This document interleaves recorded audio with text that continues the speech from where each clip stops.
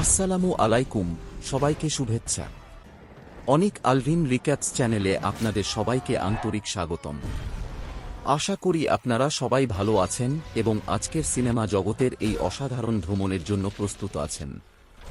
আজকের ভিডিওতে আমি আপনাদের সামনে তুলে ধরব থর দ্য ডার্ক ওয়ার্ল্ড মুভিটির গল্প এবং বিশেষ বিশ্লেষণ। আশা করছি ভিডিওটি আপনাদের ভালো লাগবে। চলুন তাহলে আর কথা না বাড়িয়ে ভিডিও শুরু করা যাক। আলো আসার আগেই ছিল শুধু অন্ধকার। সেই অন্ধকার থেকে উঠে আসে এক প্রাচীন জাতি, ডার্ক এলভস, যাদের নেতা ছিল নিষ্ঠুর মালেকিত। তার হাতে ছিল এক ভয়ঙ্কর অস্ত্র, ইথার, এক ধরনের তরল শক্তি যা পদার্থকে অন্ধকারে রূপান্তর করতে পারে। মালেকিত চাইত এক বিরল মহাজাগতিক ঘটনার সময়, যেটাকে বলে কনভার্জেন্স, যখন 9টি জগৎও একসঙ্গে সারিবদ্ধ হয়, তখন পুরো ইউনিভার্সকে চিরন্তন অন্ধকারে ডুবিয়ে দিতে। কিন্তু ওডিনের বাবা বোর, আসগার্ডের রাজা, বিশাল যুদ্ধের পর তার বাহিনী দিয়ে মালেকিতকে পরাজিত করে। ইথার ধ্বংস করা না গেলেও গভীর গোপনে লুকিয়ে ফেলা হয়। হাজার হাজার বছর কেটে যায়। আসগার্ডে শান্তি ফিরেছে। থর এখন পরিণত এক যোদ্ধা। সে 9টি জগতের মধ্যে শান্তি ফিরিয়ে আনতে যুদ্ধ করে চলেছে।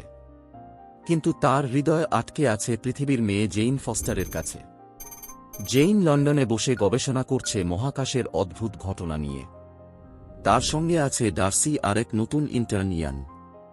হঠাৎ এক পরিত্যক্ত কারখানায় তারা খুঁজে পায় এক অদ্ভুত জায়গা, যেখানে জিনিসপত্র হঠাৎ ভেসে যায়, আবার কোথায় যেন হারিয়ে যায়। গুরুত্বপূর্ণ স্থানীয় মাধ্যাকর্ষণ লঙ্ঘিত হয়, আর কিছু কিছু পোর্টাল অন্য জগতে খুলে যায়। একটি পোর্টালে টেনে নিয়ে যাওয়া হয় জেইনকে। সে গিয়ে পড়ে এক গোপন জগতে, যেখানে তার শরীরে ঢুকে যায় ইথার। অনেকক্ষণ নিখোঁজ থাকার পর হঠাৎ সে ফিরে আসে, কিন্তু বদলে গেছে ভেতর থেকে। ইথার তার শরীরে সক্রিয়, অজান্তেই চারপাশে অদ্ভুত শক্তি ছড়াচ্ছে। হেইন্ডাল, যে সর্বদা জেইনকে দেখতে পেত, এবার দেখতে না পারায় থর বুঝে যায় কিছু একটা গণ্ডগোল হচ্ছে। সে সাথে সাথে পৃথিবীতে ফিরে এসে জেইনকে খুঁজে বের করে, আর দেখে তার শরীরে সেই প্রাচীন অন্ধকার শক্তির প্রভাব। সে তাকে সঙ্গে নিয়ে যায় আসগার্ডে। ওডিন প্রথমে জেইনকে স্বাগত জানাতে চান না, কিন্তু থরের মা ফ্রিগা তাকে রক্ষা করেন।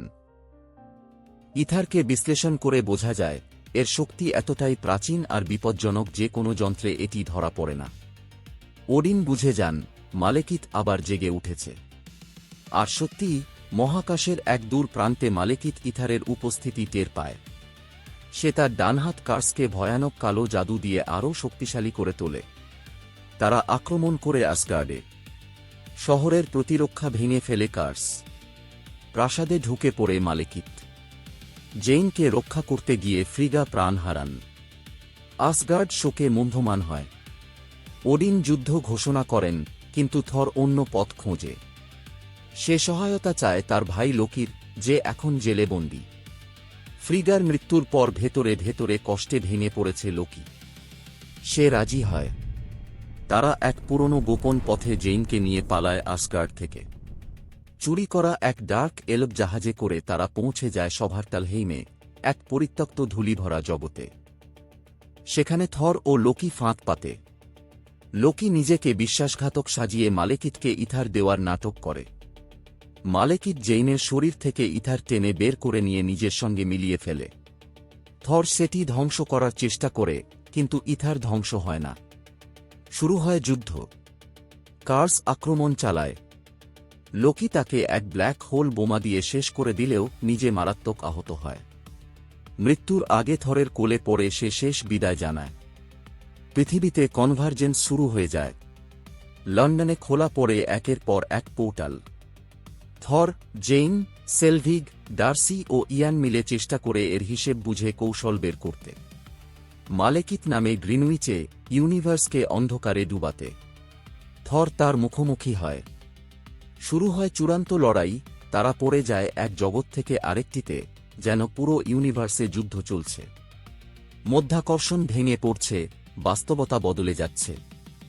শেষ মুহূর্তে থর ও সেলভিগ মিলে পরিকল্পনা করে মালেকিতকে পোর্টালে ফেলে দেয়। তার জাহাজ তার উপর ভেঙে পড়ে, আর ইথার শেষ হয়। জগৎগুলো আবার স্থির হয়। আসগার্ডে ফিরে থর রাজমুকুট প্রত্যাখ্যান করে। সে বলে সে শাসন নয়, রক্ষা করতে চায়। ওডিন সম্মতি জানালেও দর্শক তখন বুঝে যায় ওডিন নয়, সিংহাসনে বসে আছে লোকি, বেঁচে আছে আর ছদ্মবেশে পুরো রাজ্য চালাচ্ছে। আর মহাবিশ্বের অন্ধকার কোণে আবারও জেগে ওঠে পরবর্তী বিপদ। এর মাধ্যমেই এই অসাধারণ মুভিটির সমাপ্তি ঘটে। এমনই সব অসাধারণ মুভি উপভোগ করার জন্য বা মুভির গল্প সম্পর্কে জানার জন্য চোখ রাখুন অনিক আলভিন রিক্যাপস চ্যানেলে। লাইক, কমেন্ট এবং ফলো করে পাশেই থাকুন। শুভকামনার সাথে পরবর্তী ভিডিও দেখার আমন্ত্রণ জানিয়ে এখানেই বিদায় নিচ্ছি।